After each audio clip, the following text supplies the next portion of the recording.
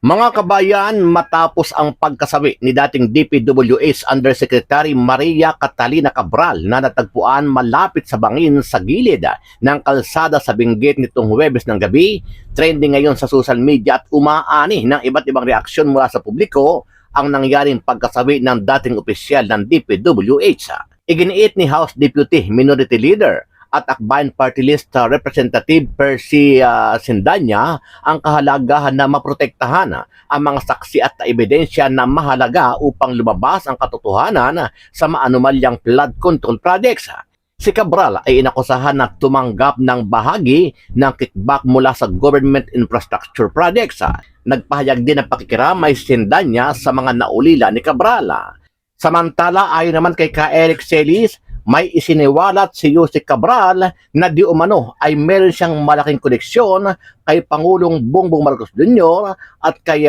dating House Speaker Martin Romualdez kaugnay nga po sa budget insertion. Yusek Cabral may isiniwalat laban kay Marcos at kay Martin Romualdez ang misteryo sa likod ng kanyang biglaang pagpanaw. Titingnan po natin ano po ang katayuan o antas ng tungkulin na mayroon si Yusek Cabral sa loob ng DPWH kung bakit napakabigat ng kanyang mga binibitbit at mga nalalaman na mga impormasyon at ebidensya. Sakaling ilahad niya ang lahat ng nalalaman niya, kagaya po ni Saldico, na pwedeng mag-corroborate ang kanilang mga testimonya sa iba pang mga naglalahad ng mga kasindikatuhan ng pandarambong at pangungurakot sa pundo ng bayan through the DPWH projects na ngayon po ay sumasambulat at walang ibang pinagtitingnan ang taong bayan na ang pasimuno, ang mastermind sila Marcos at Romualdez. Maliban kay Sindanya, naglabas din ng pahayag si Batangas 1st District Representative Leandro Libiste kasunod ng pagkamatay ni dating DPWH Undersecretary Maria Catalina Cabral. Ayon kay Libiste, may napakahalagang impormasyong naiwan ang yumaang opisyal na maaaring magbigay linaw sa kontrobersyal na DPWH budget insertions. Dagdag pa ng mamabatas, ang bigla ang pagkasawi ni Cabral ay lalong nagpapabigat sa usapin ng pananagutan at proteksyon sa mga posibleng saksi, lalo na sa gitna ng mga isinasagawang investigasyon sa bilyon-bilyong pisong flood control at infrastructure projects. Sa ngayon ay patuloy ang investigasyon ng mga otoridad sa pagkamatay ni Cabral habang lumalakas ang panawagan ng mga mababatas na siguraduhin ang kaligtasan ng mga testigo at ang integridad ng mga dokumentong may kaugnayan sa DPWH. Ano ang masasabi mo dito, kabayan? Sama-sama nating panuorin ang buong video at pakicomment nyo po ang inyong mga reaksyon at sariling opinyon. Patuloy po na umiinit ang usapin at ang issue patungkol po sa biglaang pagpanaw ni former Undersecretary ng DPWH Maria Catalina Cabral. Very controversial figure at ito po ay isa sa mga tinitingnan na susi, very key and important personality na pwedeng maglahad ng maraming ebidensya patungkol sa mga naganap at nagaganap na katiwalian sa gobyerno ni Marcos at nila Romualdez. Kaya nga ang title ng ating video analysis ay Yusek Cabral may isiniwalat laban kay Marcos at kay Martin Romualdez ang misteryo sa likod ng kanyang biglaang pagpanaw. Titingnan po natin ano po ang katayuan o antas ng tungkulin na mayroon si Yusek Cabral sa loob ng DPWH kung bakit napakabigat ng kanyang mga binibitbit at mga nalalaman na mga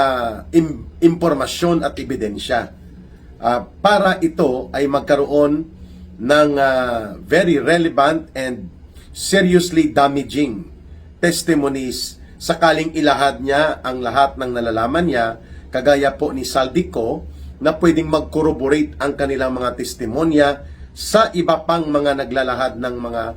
kasindikatuhan ng pandarambong at pangungurakot sa pundo ng bayan through the DPWH projects na ngayon po ay sumasambulat at walang ibang pinagtitingnan ang taong bayan na ang pasimuno, ang mastermind sila Marcos at Romualdez. Sige, balikan po natin ang katayuan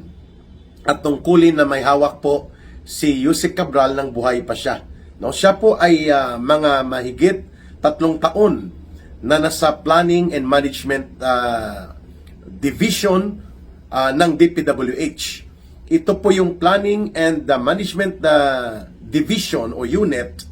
ang in charge sa buong bansa sa mga proyekto. Public-private partnership, kasama po dyan, foreign funded na mga programa na monitor po niya sapagkat dito dumadaan ang mga papeles at iba pang mga internal na dokumento patungkol sa iba't ibang proyektong ipinapatupad ng DPWH bawat taon, bawat cycle ng tinatawag na fiscal year o bawat taon na may panibagong budget. Sa kanya po ang planning, management at ang pag-monitor kung ano ang antas at ano na po ang nangyayari sa mga proyektong ito. Kaninong proyekto ito at saan ito at ano ang mga nangyayari sa projects na ito. So ibig sabihin po, totoo itong binubulgar ngayon ni Congressman Leandro Libeste na voluminous of information ang mayroon po hawak si Yusek Cabral para siya ay pagkainteresan ng mga taong gustong burahin at putulin ang criminal trails na pwedeng magdugtong sa iba pang mga dapat maidamay at maihabol po sa kaso at mapapanagot sa hustisya at katarungan ng ating batas, lalo na ang mga mastermind. That's number 1. So the position of Yusek Cabral nang siya po ay nabubuhay pa ay mahalaga po ito sapagkat ang mga insertions, ang mga budgetary alignment, ang mga priority projects,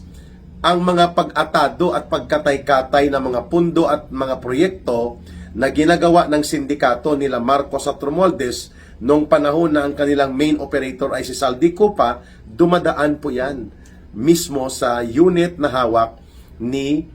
Yusek Cabral. At si Yusek Cabral, trusted po ito na main person or key person ni Bunuan na siya naman pong chief operator ni Marcos at ni Romualdez sa DPWH pagdating po sa mga pangungulimbat na proyekto na ipinatupad nila. Binulgar na po yan ni Saldico at ni Yusek Bernardo na si Bunuan was involved dito sa malaking sindikato na ito. No, nagpilit pa siyang nag-arti-artihan at first at nag-playing innocent pa ang kulukoy na si Bunuan, pero nang sumambulat na ang mga katotohanan at itong mga sila Bernardo, sila Cabral, itong sila Alcantara, sila Hernandez, mga tauhan niya pala ito at pati itong si Garjola, Congressman Garjola ng CWS Party List, at pati itong si Mumu, no, mga barkada pala ito ni Bunuan, mga involved ito sa malakihang sindikato ng pagbebenta ng proyekto, rig bidding, mga pag-ariglo ng kontraktor at mga pagtatakda ng mga SOP at mga extortion sa kontraktor bago pa ipatupad ang projects. Yun po ay lahat alam ni Undersecretary Cabral kung bakit pinagdudahan siya na nung siya ay humarap dito sa investigasyon ng ICI in an executive session ay may mga naisiwalat siya na very damning and very damaging testimonies and revelations na posible pong umabot kay Marcos Jr., kay Romualdez at pati kay Sandro Marcos. Dahil alam niya kung kanino ang insertions na ito, magkano ang SOP dito, kaninong kontraktor na punta ito, na i-deliver na ba ito, may final billing na ba ito, at anong status nito, ghost ba ito, dinoktor ito, dinaya, pinalusot, nino, ni congressman ganito, ni senador ganito, ni ganitong opisyal ng gobyerno, nasa files of voluminous information po yan na hawak ni Yusek Cabral. Dahil nga sa posisyon na mayroon siya, planning, management, and public-private partnership, including po ang mga proyekto na tinatawag na mga big ticket projects na monitor niya po ito, including ang mga pinag-i-insert pinagpapalusot at mga kinatay-katay na mga proyekto na ginawa sa Kongreso mula 2023, 2024, and 2025 sa ilalim ng Administrasyong Marcos Romualdez.